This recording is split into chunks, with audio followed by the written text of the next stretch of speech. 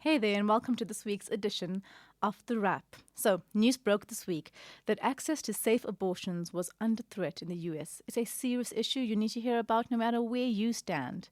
Back home, we unpack the latest Zonda report and ask what the heck the DA's John Steenhuisen was doing in the Ukraine when we have plenty of conflicts of our own on our own doorstep. We also tell you about this week's big wins for accountability, how Trevor Noah made us proud once again, and what you need to know about renewing your driver's license. So, let's dive into your weekly update of empowering and easy to understand news brought to you by myself, Verashni Pillay, and the Explained Akosa team. First up, our take: US pro choice law under attack. Now, pro choice advocates worldwide are in an uproar after a leaked draft US Supreme Court opinion indicated that Roe v. Wade, a landmark 1973 ruling that made access to safe and legal abortion a constitutional right, could soon be overturned. In the leaked version of Supreme Justice Samuel Alito's majority opinion, dated 10th February and leaked by Politico on Tuesday, he states that, quote, Roe was egregiously wrong from the start, end quote. The court has confirmed that the document is genuine, but that it is a draft and the final version may differ. Now, the US Supreme Court is roughly the equivalent of our apex constitutional court. We've told you before that the US court system is notoriously political because judges are appointed by presidents, politicians, for life. Here in South Africa, our judges are appointed for 12 years through a mostly impartial process. Donald Trump may not be in office anymore, but the consequences of his unprecedented mass appointments of conservative judges during his term of office will be felt for decades to come. Now, Alito was appointed by former President George W. Bush, a conservative president.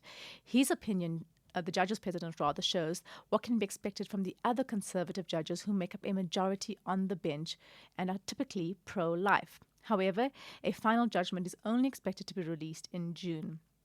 Now, Roe v. Wade has divided the U.S. in the nearly 5 decades since that ruling came out, and the legalization of abortion has not been codified in the U.S., unlike, for example, in South Africa. The extent to which it is legal, such as cut-off times or circumstances, has been a grey area. Different U.S. states have different legal frameworks. And this is just the latest salvo against rights to abortion in a long battle. Last September, the state of Texas made abortion illegal after 6 weeks, a point before which a woman is unlikely to even know that she's pregnant. Now, if Roe v. Wade is overturned, 22 states have abortion bans that would quickly become law. Many of those bans contain no exemptions for rape or incest, the Atlantic notes. The consequences could also stretch far beyond the U.S., including to our continent here in Africa. Some foreign aid could become conditional based upon a particular country's abortion laws. Now, it's the vulnerable who will suffer most. In the absence of safe abortions, women are often driven to dangerous back alley procedures. We will watch the final ruling later this year with great trepidation. Moving on to your big story, Zonda's fourth report shines the light on Eskom's capture. It's been a dark week thanks to load shedding, so it's fitting that last Friday, Chief Justice Raymond Zondo released the fourth installment of his state capture report that looked at the capture of the country's power utility, plus irregularities at our state-owned diamond mining company Alexcor and a number of failed projects in the Free State. Here's what you need to know. First up, the report recommended that the NPA start prosecuting key figures involved in state capture and corruption. The most prominent figure mentioned was former Mineral Resources Minister Mosebenzi Zwane. Zondo called him incompetent, brazen, and a bad leader. Zondo says that 8 former state-owned enterprise executives should also face prosecution, among them former Transnet CFO Anoj Singh, former Eskom CEO Brian Molefe of Saxonville Shabine fame, and the famous tweeting engineer himself, former acting Eskom CEO Machela Koko. Koko has made a career in recent years of defending himself on social media and broadcast interviews. He's been at the forefront of a misplaced movement to characterize state capture justice as an attack on radical economic transformation. And on another note, in the Free State, the report found that there was widespread corruption during Ace Magoshule's tenure as premier. There were also irregularities pertaining to the Stina Limited Dairy Farm, the Free State Asbestos Project, and the Free State 1 billion rand housing project, all of which happened under his helm. Magashule, who went on to serve as ANC Secretary General, is currently facing charges related to corruption and money laundering in the asbestos matter. The report also recommended that the Elexcore, the diamond mine, be investigated for a tender given to Scarlet Sky Investments to sell in diamonds. The report found that this investment company had no mining experience prior to or after being awarded the tender. The fifth and final chapter of the report is due on June 15th after Zondo was granted his eighth extension by the Pretoria High Court on Thursday. That many extensions may seem comical, but most are in support of it. There was far more information that came out of the Commission than expected, and we'd all rather Zondo be given the chance to get this right. On to our president, not so booed up, striking miners reject Cyril. How did you spend your workers' day? Whatever you did, it was probably better than President Cyril Ramaphosa's experience. He became the latest South African president to be booed off a stage. Ramaphosa was due to give the keynote address at COSATU's May Day rally in Rustenburg on Sunday, but was instead whisked off to a police nyala after Sibanye Stillwater miners chanted, "Cyril must go," before booing the president and storming the stage. The mine workers have been striking for over 2 months, demanding a 1,000 Rand pay increase, which the mine says it cannot afford.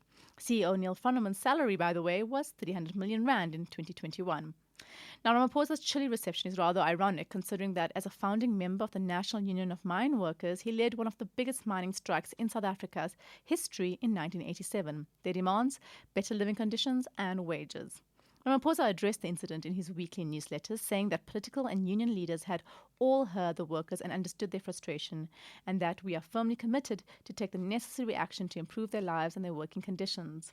It's also coming up on the 10th anniversary of the Marikana massacre, in which 34 miners were gunned down by police. A total of 44 people died during the violent strike, including security officers.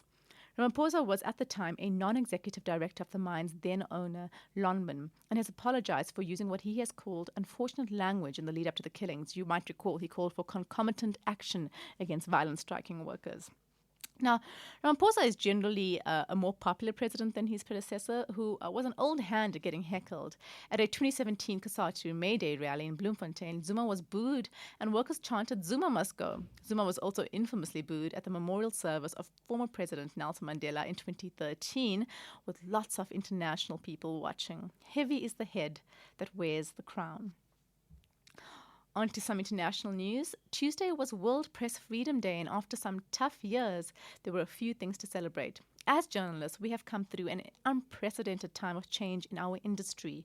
Newsrooms faced deep cuts to their resources, including retrenchments, as social and search giants sucked up most of the advertising revenue that once funded the Fourth Estate's work.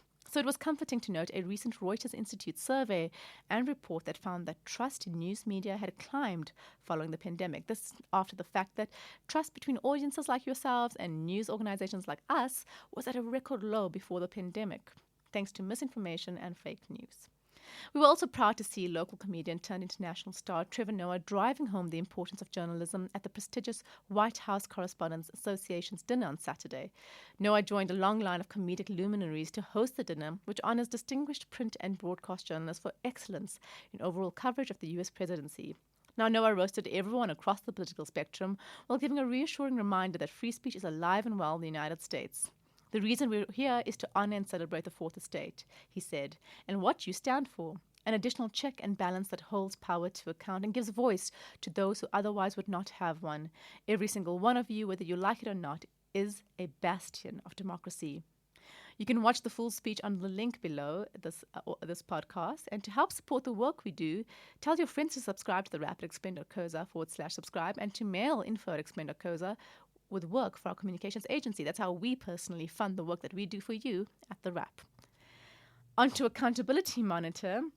SASSA and NPA score big. It's been a good week for accountability. 2 developments that you should know about. First, SASSA, which is, of course, the grants agency, this week revealed that it has recovered 12.6 million Rand from state employees who were receiving grants. The more than 3,000 employees were not eligible to receive these grants. SASSA CEO Busisiwe Mamela Kambula said in an interview that these civil servants had been reported to their departments and that disciplinary action and garnishing orders had been recommended. SASA also said it was also assessing if over 100,000 civil servants qualify for the grants they're receiving. Civil servants earning grants cost the government up to 200 million rand per month. This is very suspicious. An individual is only allowed to earn a grant after a means test, which assesses how much income they and their household are currently receiving. Most civil servants pass that threshold and should not qualify for grants. On to some other good accountability news. The National Prosecuting Authority also had a big win on Tuesday relating to an eye-watering 1 billion rand in assets linked to none other than our former presidents, the Gupta family. In October 2020, Gauteng High Court Judge Mahahelo ruled that assets valued at 1 billion rand belonging to Gupta-linked company Ridgeman's Capital should not be frozen. These assets are allegedly connected to the looting of Transnet. But this week, a full bench of the Gauteng High Court overturned that 2020 ruling. It also granted the NPA's request that the total value of the proceeds of alleged Ridgeman's corruption be adjusted upwards from 1 billion rand to 1.6 billion rand. What does that all mean? Well, it blocks the Guptas and their associates from accessing assets allegedly acquired through state capture. Think fancy cars and houses. And it's an important step to clawing back money that ought to have been used to serve the country. Here's to more such judgments and more accountability wins. Meanwhile, it looks like Big Brother has not been watching you, Joburg. Traffic cameras in the city have not worked for over a year. That's according to Johannesburg Metropolitan Police Department spokesperson Verashni Pillay. He revealed that this week. He said that this also put a halt to prosecutions for speeding. In an interview with ENCA this week, Pillay said the previous service provider contract for the cameras ended on 31st May 2021. So this entire time, you've been slowing down at the cameras for no reason. The city had hoped that by July, a contract and a service provider would be picked up to resume speed prosecutions. Before the last contract ended, the city of Joburg received 3 million rand in fines per month from motorists. That's a potential loss of 36 million rand. Ouch for them, but yay for us. But don't use this news to unleash your inner speed demon, though. Pillay says that because the cameras have not been working, JMPD officers have been more visible in hotspots and were still issuing handwritten fines. Meanwhile, the city of Johannesburg has introduced smart roadblocks. These use automatic number plate recognition technology to see who has outstanding fines, cloned number plates, or even outstanding traffic warrants. The system, mentioned by Mayor Mpho Phalatse in her State of the City address, has already helped collect 14 million rand in outstanding fines. Motorists with outstanding fines can use credit or debit cards and even cash to pay their fees on the spot during these roadblocks. The absence of a payment method could lead to an arrest. Remember all of that before you quench your need for speed. We also have to ask, what is John Steenhuisen doing in the Ukraine? As we told you last week, the ANC-led government has not exactly covered itself in glory with its handling of the Russia-Ukraine conflict. This would normally be an opportunity for the opposition to score some political points. Instead, Democratic Alliance leader John Steenhuisen has scored an own goal with his bizarre fact-finding mission to Ukraine. On Monday, the DA tweeted about Steenhuisen's trip, saying that he'll be spending the next 6 days traveling through the region to see firsthand the effects of the Russian invasion. But his trip has been criticized by the likes of political analyst Jamie Mighty as a publicity stunt. Others are asking why the DA is spending its resources on investigating a foreign conflict rather than focusing on domestic affairs and whether this has anything to do with the demographics involved. A violent insurgency in Mozambique has been ongoing since 2017 and claimed thousands of lives. Steenhuisen has yet to embark on a fact-finding mission there. Even closer to home, in the DA-run Western Cape, many have referred to the epidemic of gang violence in suburbs on the Cape Flats as reminiscent of a war zone. Steenhuisen stated that he wants to tell the unfiltered truth about the conflict because he owes it to the people of Ukraine. Exactly what gives the DA leader more credibility than the global press remains unclear. Steenhuisen, who holds no diplomatic authority as leader of opposition, may also have a difficult time meeting or entering negotiations with the region's government officials. On to adulting. A bit of good news for some motorists. Petrol prices were lowered by 12 cents a litre on Wednesday. Unfortunately for the diesel heads, the price of diesel rose by 98 cents and 92 cents for sulfur. Paraffin also rose by 79.6 cents per litre. Russia's invasion of the Ukraine has triggered an oil price shock. Russia, the world's third largest producer of crude oil, has been locked out of Western markets, pushing oil prices higher. The price of fuel in South Africa has risen dramatically in the past year before the conflict.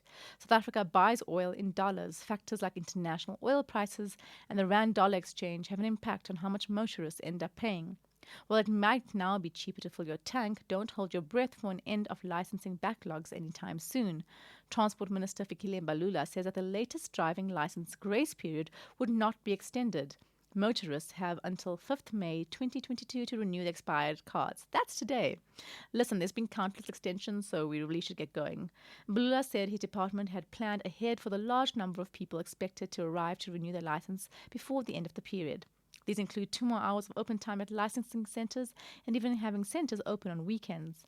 The Public Servants Association has called for Mbalula to extend the grace period, which has previously been extended 3 times, citing system challenges, and says that Mbalula needs to reassess the situation. Finally, the Met Gala. It's called Fashion, sweetie. Look it up. Fashion does not get more elite than the Met Gala, which lit up New York's Metropolitan Museum of Art on Monday in a burst of sequins, diamonds, and sartorial elegance.